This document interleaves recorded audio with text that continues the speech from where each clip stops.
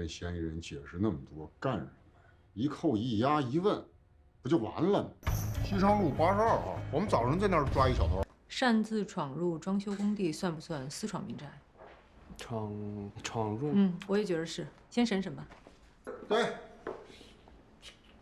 好好伺候。哎，好六哥。高纯高品位，松泰997，高端盐买雪天。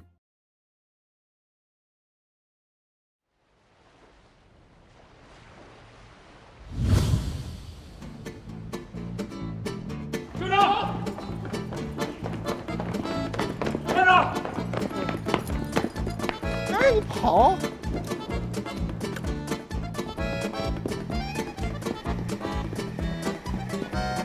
加油跑，使劲跑！加油加油！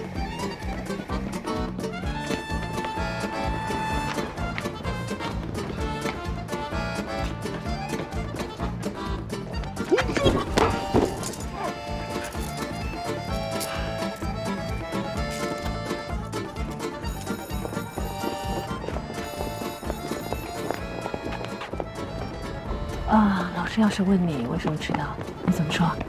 因为妈妈昨天熬夜工作，人又犯懒，所以起床晚了。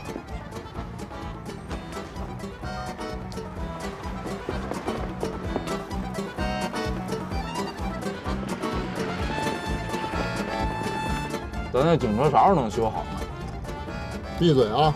告诉你，开什么车都不影响咱们办案。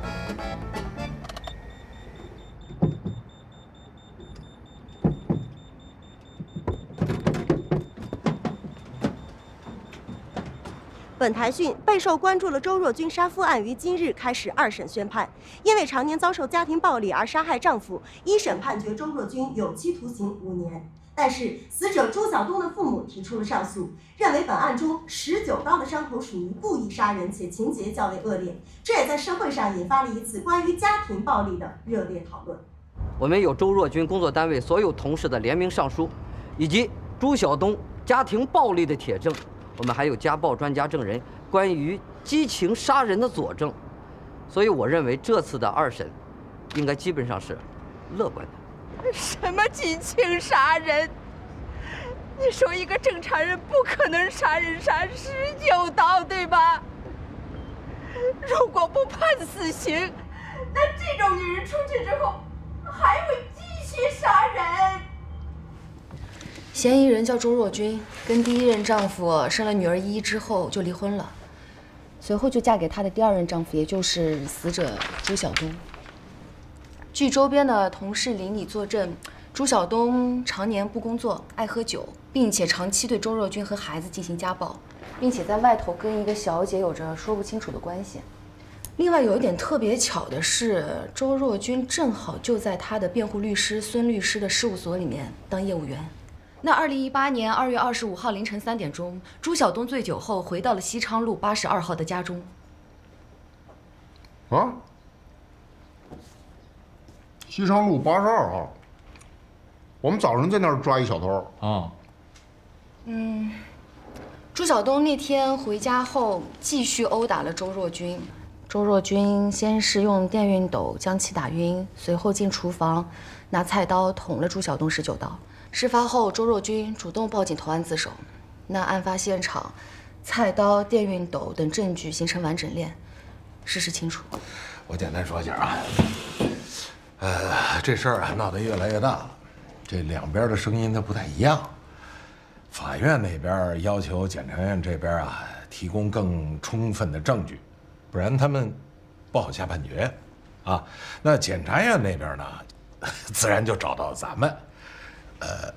玲儿啊，我是这意思啊，你呢组织个测谎，看看这19刀的主观恶意它到底有多重。测谎只是辅助手段，证据链已经很充分了，我测了也没用。嗨，哪有那么复杂？人我都给你提来了，3天后就要2审宣判，所以咱们的调查呀很关键。哈，虎子，哎，早上你抓那小偷，你这边先审一下，啊。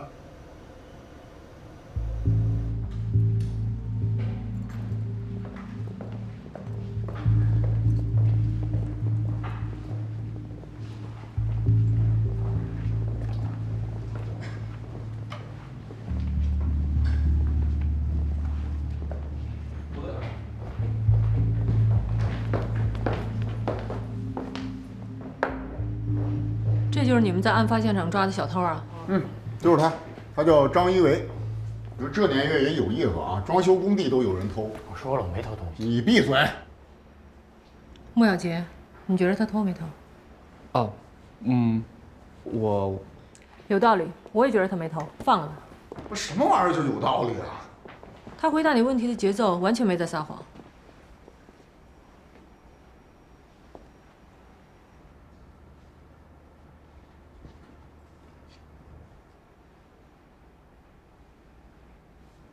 莫小杰，擅自闯入装修工地算不算私闯民宅？闯入？我也觉得是。先审审吧。哎，不是，对，好好伺候。哎，老刘哥，走。橘子。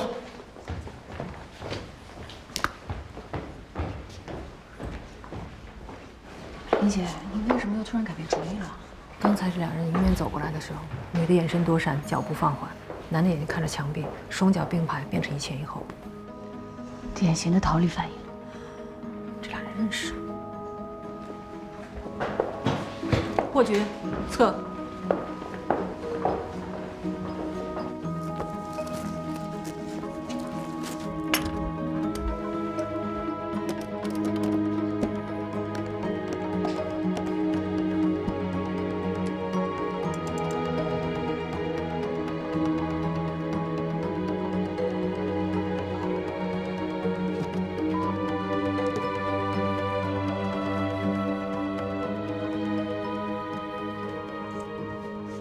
感觉怎么样？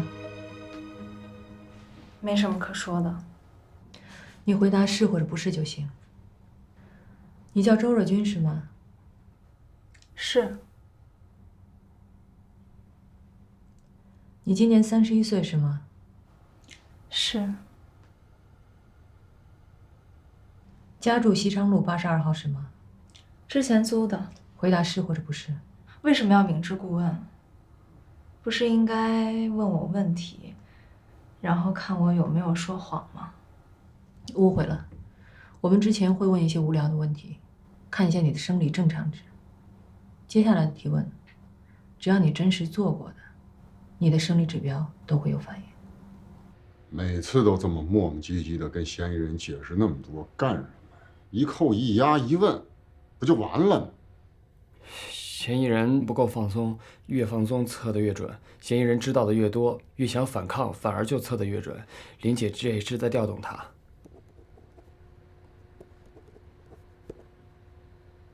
你懂得还挺多呀。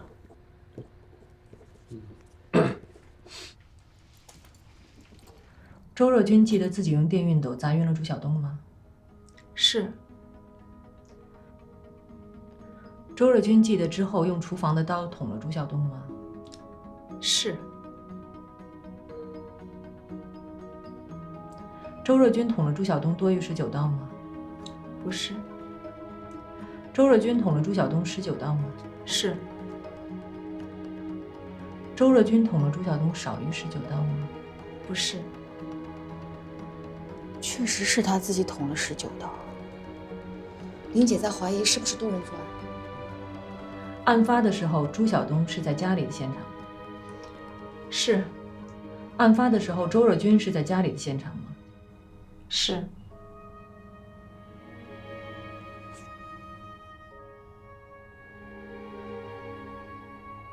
案发的时候，张一维去过现场。不是。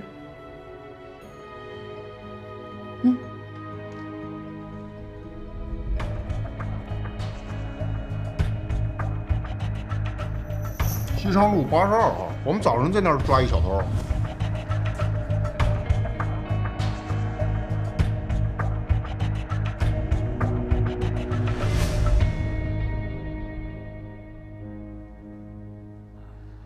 我们是大专同学，也是恋人。你怎么知道？嘴角上扬，隐隐的微笑，脸上没有调动其他肌肉。记起大学时光，你很快乐。你们什么时候开始再联系？16年年底吧。那个时候她给我打电话，说她丈夫每次喝完酒就打她，她不知道该怎么办好。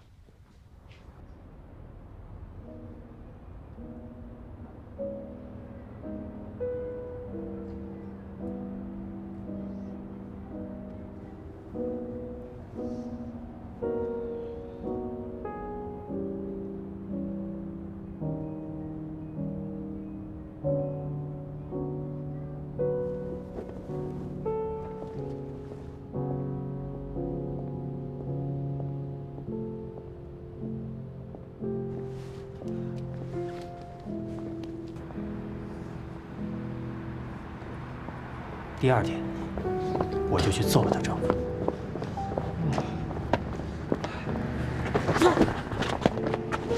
可惜没打赢，还进了派出所，真是失败。所以你就杀了他？没有。那天半夜，她给我打电话，说她丈夫又喝酒了。当我赶到的时候，我一直打电话，一直敲门，她没接，也没让我进去。后来我看到警车来了，我就撤了。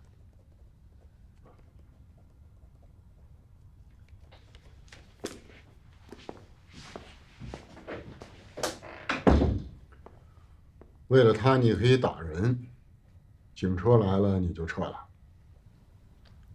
我的日子也不好过，何必惹麻烦呢？最近老去案发现场干什么？我没帮到他，现在又见不着他，我就去那儿看看，留个念想。那个时候，他一定很绝望吧？这句听着像真的。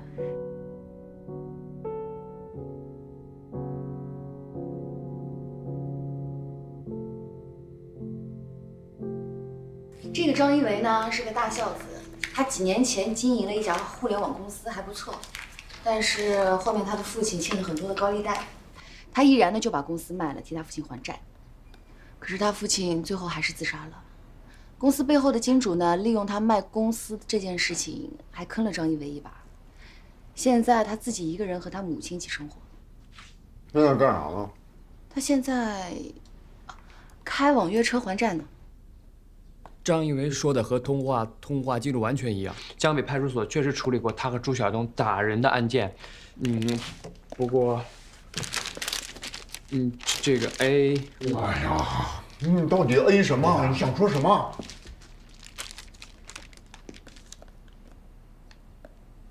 周日军把张一维的手机号存成了 A， 这就证明，只要他遇到任何紧急情况，第一个就想打电话给他。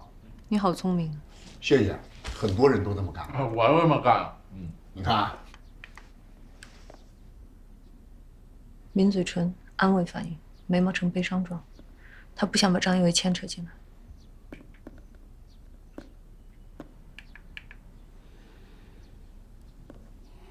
那个时候，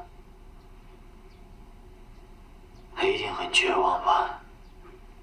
这两个人在相互保护，关系一定不简单。心怡，你跟武倩说一下，去申请对朱晓东重新尸检。陈虎，你先把张一维放了，跟我去一下案发现场。坐我车去啊？好。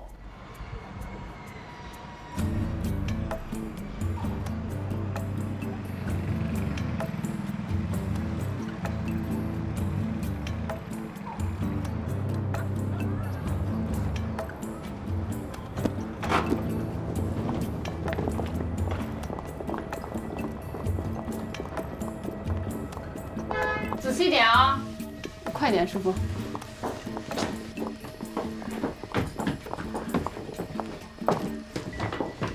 你们怎么又来了？是这样啊。你这房子刚买的？对啊，上个月刚买的，这不正重新装修的吗？拆的时候没发现什么问题吗？没有啊。这房子之前发生过什么吗？命案啊。哎，你，咱分头行动吧，回头找几个人来蹲守啊。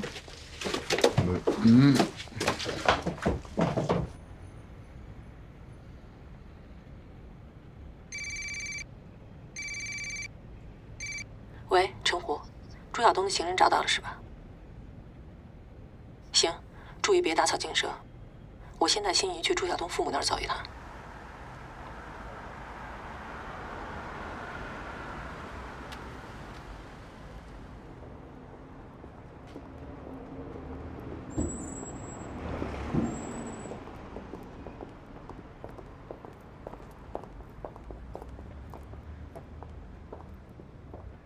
我当时就说二婚的女人不能娶啊！一开始就带个拖油瓶，你看现在，这人都死了，还这么折腾啊！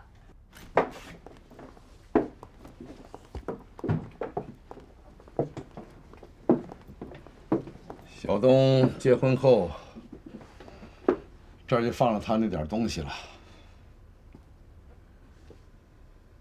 他搞美术的，之前在第二实验小学当美术教师，还喜欢摄影。哎，这孩子啊，有才。你好像不太喜欢他这些爱好。哎呀，这都是娶了那个女人之后啊，也不工作了，天天就知道玩儿。你好像很讨厌你儿子。你说什么？你看到他这些东西的时候，满脸的不屑和厌恶。胡说！我是恨呐，我恨铁不成钢啊！就知道玩，把学校的工作都玩丢了，都怪你，从小惯的。我跟你们说，警察同志，你们应该去找那个女的呀。我们家小东以前从来不喝酒不打人，自从娶了那个女的才变成这个样子的。你们是承认他家暴了？那也是从那个女的不跟他那个才开始的。你是说周若君不愿意跟朱晓东有性生活？说出来我都害臊。16年年底春节档，我们家小东就回来给我们抱怨，说跟那个女的有名无实。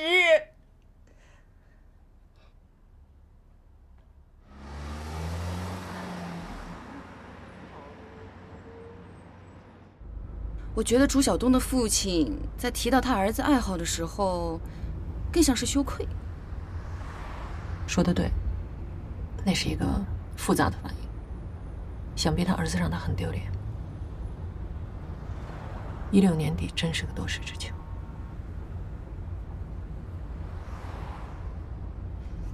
姐，你说会不会是因为周若君发现朱晓东出轨，所以才没跟他那个？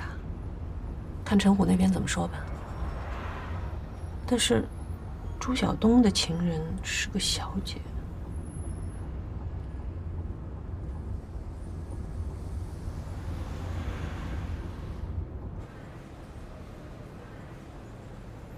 宋元，你们在哪桌啊？啊，你以后见木木的时候跟我说一声啊。好。来，你最爱吃的。他来干嘛？他都不管咱俩了，咱们也不管他了。你为什么这么想？谁说妈妈不管咱俩了？你们俩的事我都知道，他都不想跟你好了。可是爸爸想和妈妈和好啊。其实呀，妈妈只是跟爸爸有点小误会。妈妈虽然忙，但是妈妈绝对爱咱俩，尤其是爱你，知不知道？他不爱我，他爱工作。每个人都爱自己的工作呀，那是妈妈的人生。爸爸也爱工作呀。等你长大之后，你也要爱自己选择的工作。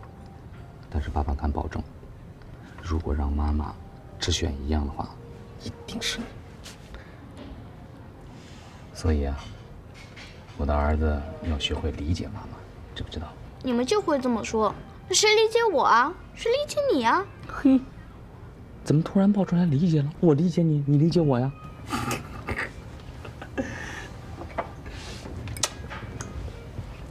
吃点蔬菜。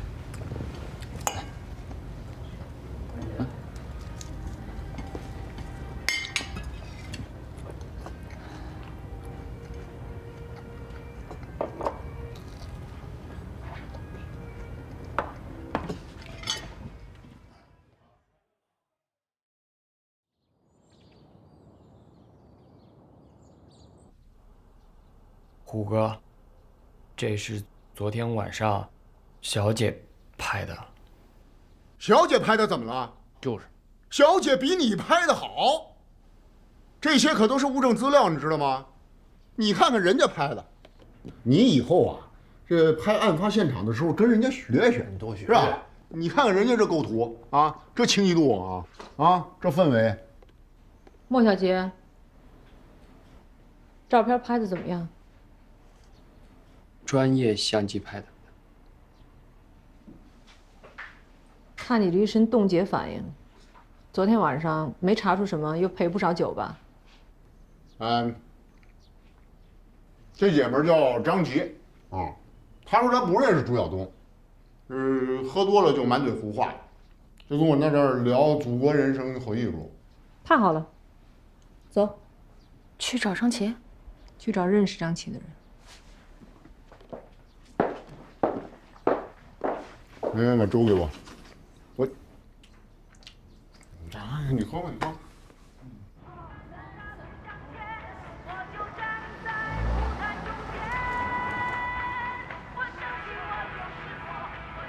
你们一点都不避嫌啊，替自己员工辩护。啊，他不算是个业务员吧？我怎么记着他不是法律专业毕业的，还是个大专？几年前，她跟她第一任丈夫打离婚官司，是我帮她辩护的。那个男的呀，欠了很多债，跟周若君说，如果他坚持要女儿的抚养权，得背一半的债。你没帮上他，后来他来找我，说一边还债一边带孩子，没出路。我觉得小姑娘挺不容易的，也是觉得有点过意不去，就让她来所里干活。她挺努力啊，努力帮你找了一个特殊的业务。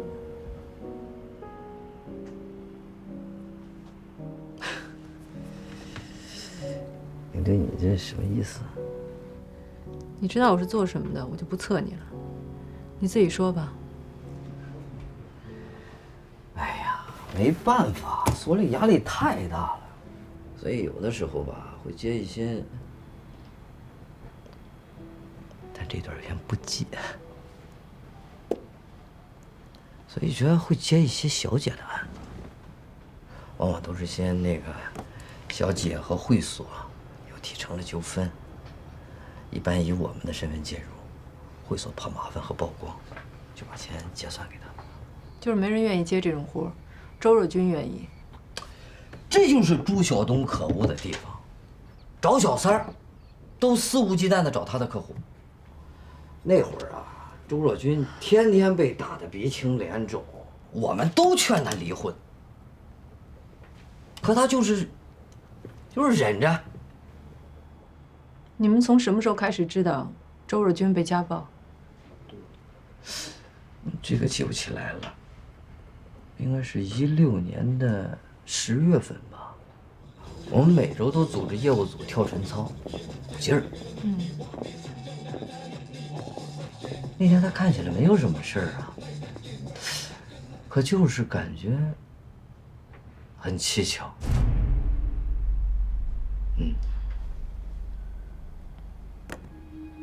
我们需要拿走他的电脑。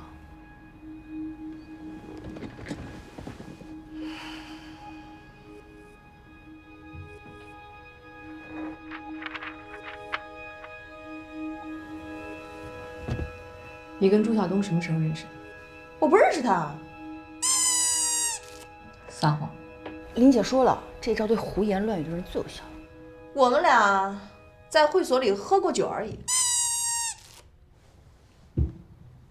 哦，我们还挺爱拍照片的，就算发烧友呗。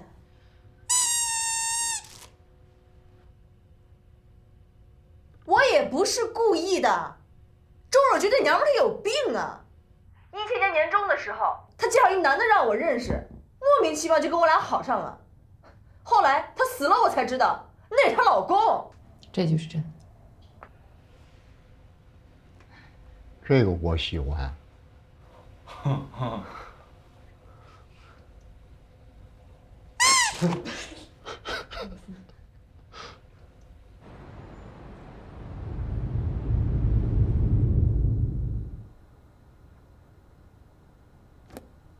今天不带这些吗？今天我们不策划，我们听你谈心。从何谈起？从2016年底吧。求你了好吗，林警官？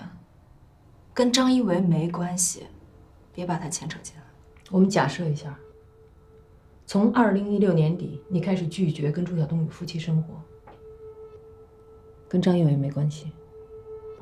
女人的心态很微妙，我那时候厌恶朱晓东，所以你就给他介绍了一个不讨厌他的女人。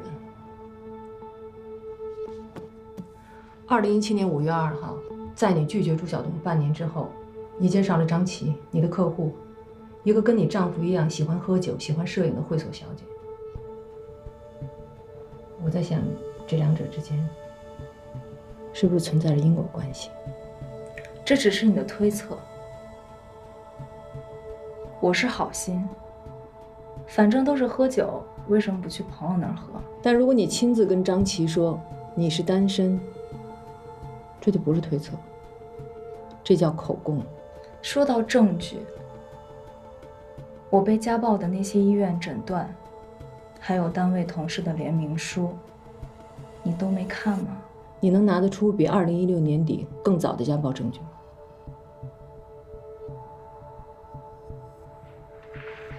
？2016年底，你电脑上的上网记录就是这些东西。你很清楚这个新条文的内容，你在律师事务所也见过一些因为家暴杀死自己丈夫的女人得到轻判和缓刑，然后你用了1年的时间制造朱晓东家暴、酗酒、出轨的陷阱，你把他们做成证据，让应该知道的人知道，以便以后有人给你作证。周日军，你这不是激情杀人，你这是蓄意谋杀。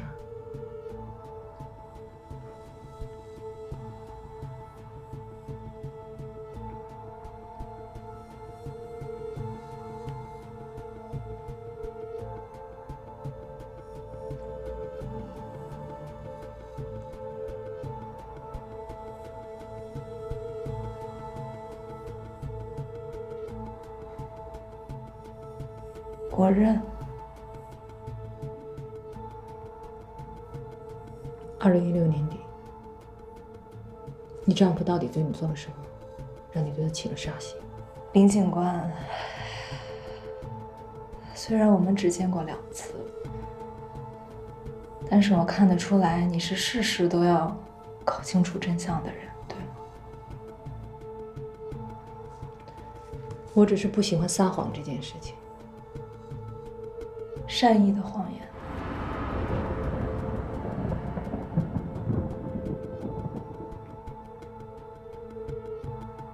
有时候撒个谎，也许能拯救一个人的一生。